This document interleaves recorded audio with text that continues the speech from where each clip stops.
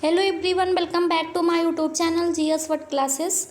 आज हम 4 अक्टूबर का करंट अफेयर्स को डिस्कस करते हैं। फर्स्ट क्वेश्चंस को देखते हैं।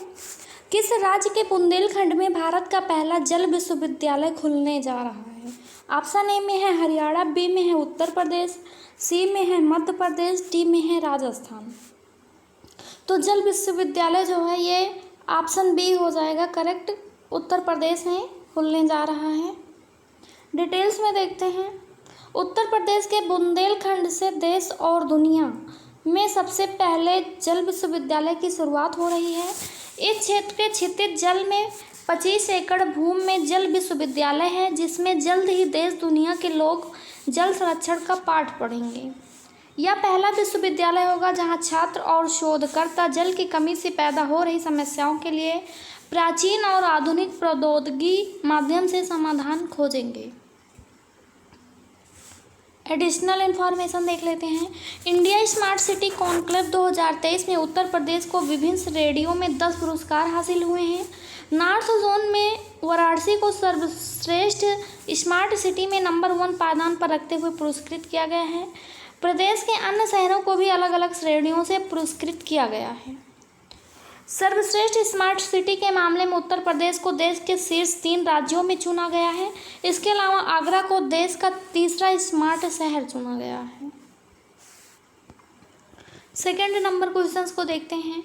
निम्न में से किसे मेडिसिन 2023 के जो है नोबेल पुरस्कार के लिए चुना गया है? मेडिसिन में 2023 के नोबेल पुरस्कार ऑप्शन ए में है कैटालिन कारिको, बी में है ड्रू वीसमैन, सी ऑप्शन में है ए और बी, और डी में है एलन एस्पेक्ट।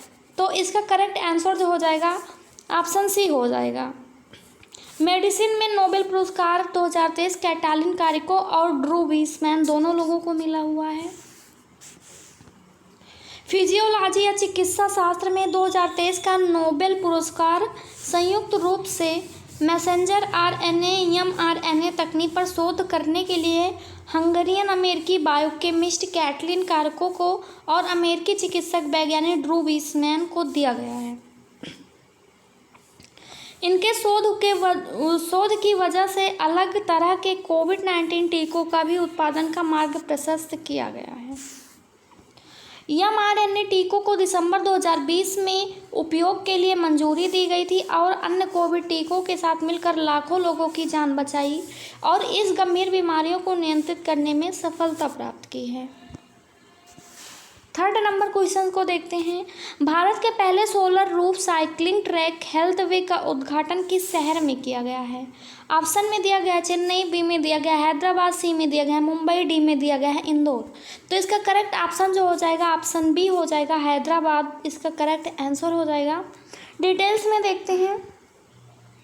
भारत के पहले solar roof cycling track health वे का हैदराबाद में उद्घाटन किया गया है, जो सतत शहरी गतिशीलता का मार्ग प्रशस्त करेगा।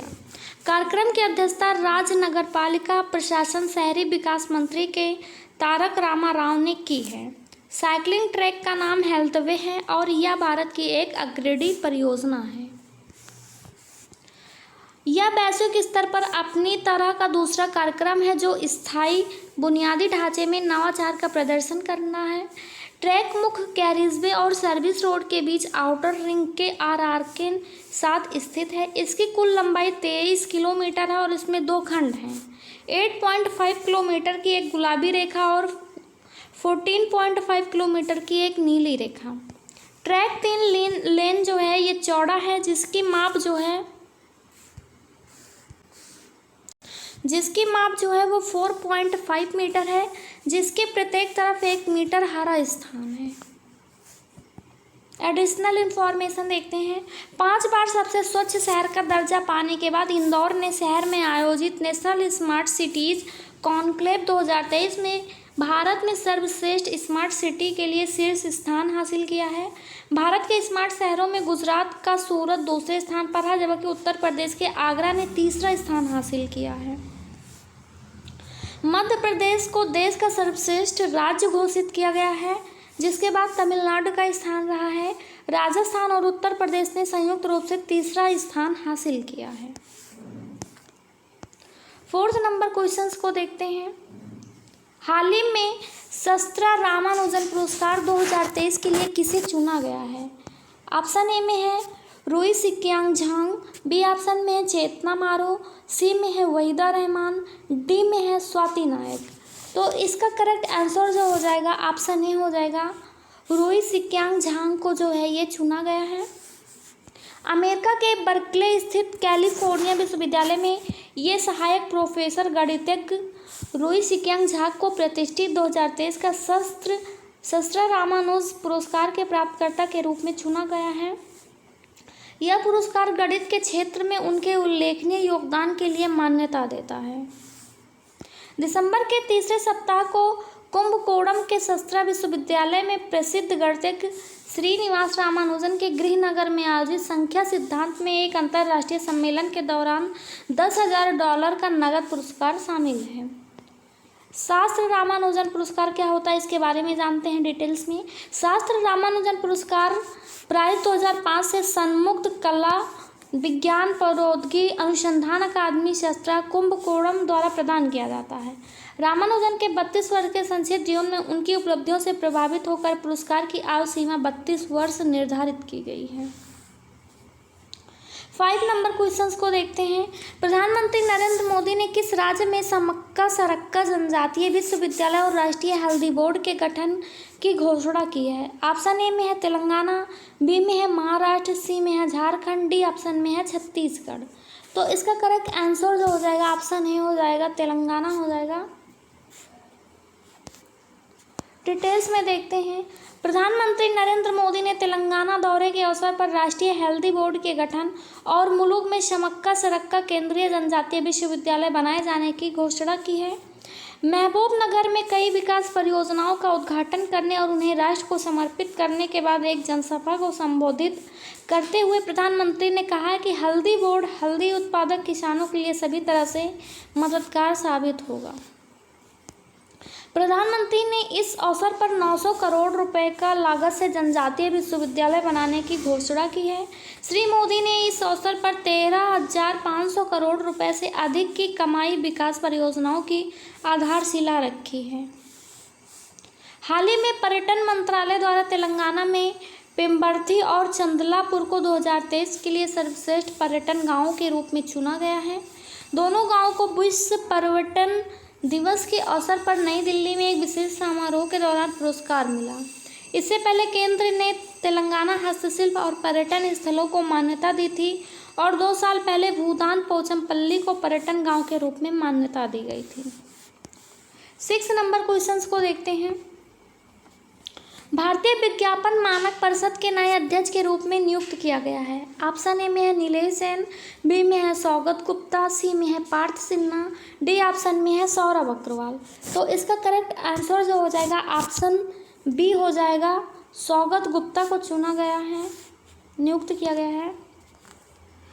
मैरिको लिमिटेड के प्रबंध निदेशक और मुख्य कार्यकारी अधिकारी सौगत गुप्ता को भारतीय विज्ञापन मानक परिषद SSCI का नया अध्यक्ष नियुक्त किया गया है।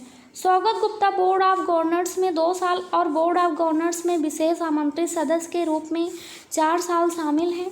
पार्थ सिन्हा को भारतीय विज्ञापन मानक परिषद का उपाध्यक्ष चुना गया और सुधांशु वत्स को मानद कोषाध्यक्ष नियुक्त किया गया है। भारतीय विज्ञापन मानक परिषद की स्थापना वो 1985 में हुई थी। इसका हेडक्वार्टर जो है ये मुंबई में है। सरकार ने केंद्रीय प्रत्यक्ष कर बोर्ड CBDT के अध्यक्ष के रूप में नितिन गुप्ता का कार्यकाल 30 जून 2024 तक बढ़ाने का फैसला किया है। कैबिनेट की नियुक्ति समिति SCC ने CBDT अध्यक्ष रूप में गुप्ता की पुनर्नियुक्ति की मंजूरी दी है। केंद्रीय प्रत्यक्ष कर बोर्ड यानी CBDT यह केंद्रीय राजस्व अधिनियम 1963 के तहत एक वैधानिक निकाय है। यह आयकर विभाग का प्रशासनिक निकाय है।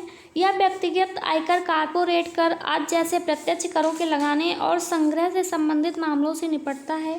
CBDT का नेतृत्व चेयरमैन करता है और इसमें 6 सदस्य शामिल हैं। इसका मुख्यालय जो है वो नई दिल्ली में स्थित है।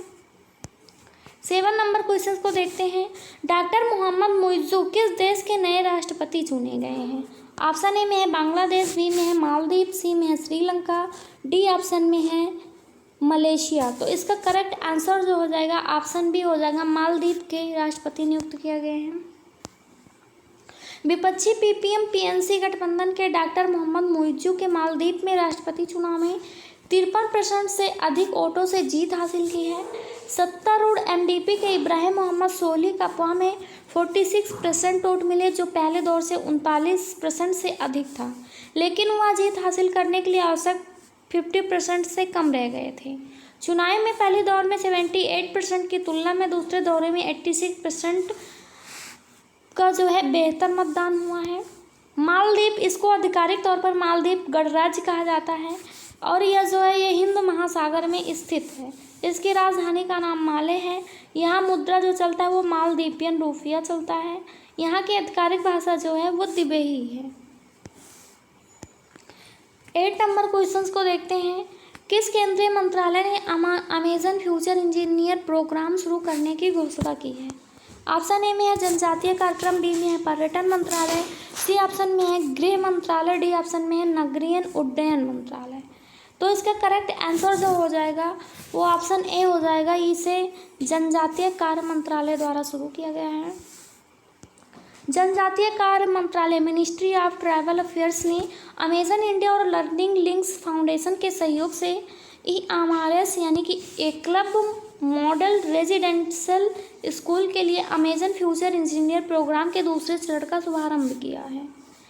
इस पहल में जनजातीय समुदायों के बीच मौजूद शैक्षणिक अंतर को सुधारने और उभरती प्रौद्योगिकियों को सफल कैरियर को सुनिश्चित शुरुआत करने की क्षमता है। 9 नंबर क्वेश्चंस को देखते हैं। हाल ही में किसने 2023 के लिए कांतार ब्रांड शीर्ष 75 सबसे मूल्यवान भारतीय ब्रांड रिपोर्ट में अपना शीर्ष स्थान बरकरार रखा है? ऑप्शन में है Tata consultancy services, B option में है भारतीय स्टेट बैंक, सी में है इन्फोसिस और डी ऑप्शन में है एयरटेल। तो इसका करेक्ट ऑप्शन जो हो जाएगा ऑप्शन ए हो जाएगा, टाटा कंसल्टेंसी सर्विसेज जो है ये बरकरार रखी है। टाटा कंसल्टेंसी सर्विसेज ने 2023 के लिए कांतार ब्रांड शीर्ष 75 मूल्यवान भारतीय ब्रांड रिपोर्ट में अपना शीर्ष स्थान बरकरार रखा है। टाटा कंसल्टेंसी सर्विसेज की ब्रांड वैल्यू $43 अरब है। भारत के शीर्ष 75 ब्रांडों की संयुक्त ब्रांड मूल्य $379 बिलियन है। HDFC बैंक, इन्फोसिस, एयरटेल और भारतीय स्टेट बैंक क्रमशः शीर्ष 5 स्थानों पर अपनी जगह बनाए हुए हैं। 10 नंबर क्वेश्चंस को देखते हैं। हाल ही में राष्ट्रपति द्रौपदी मुर्मू द्वारा वर्ष 2021-22 के लिए कितने विजेताओं को राष्ट्रीय सेवा योजना पुरस्कार प्रदान किए हैं? ऑप्शन ए में है 45, बी में है 41, सी में है 55, डी ऑप्शन में है 50। तो इसका करेक्ट आंसर जो हो जाएगा वो ऑप्शन बी हो जाएगा, 41 को प्रदान किया गया है। राष्ट्रपति द्रौपदी मुर्मू द्वारा वर्ष 2021-22 के लिए 41 विजेताओं को राष्ट्रीय सेवा योजना पुरस्कार 29 सितंबर 2023 को राष्ट्रपति भवन में प्रदान किए गए हैं। राष्ट्रीय सेवा योजना NSS, इसकी स्थापना 1969 में महात्मा गांधी की जन्म शताब्दी पर की गई थी। NS एक केंद्रीय बैंक की योजना है। Thanks for watching GS short classes. अगर वीडियोज़ अच्छी लगी हो तो हमारे चैनल को सब्सक्राइब करें, वीडियोज़ को लाइक शेयर कमेंट ज़रूर करें। धन्यवाद।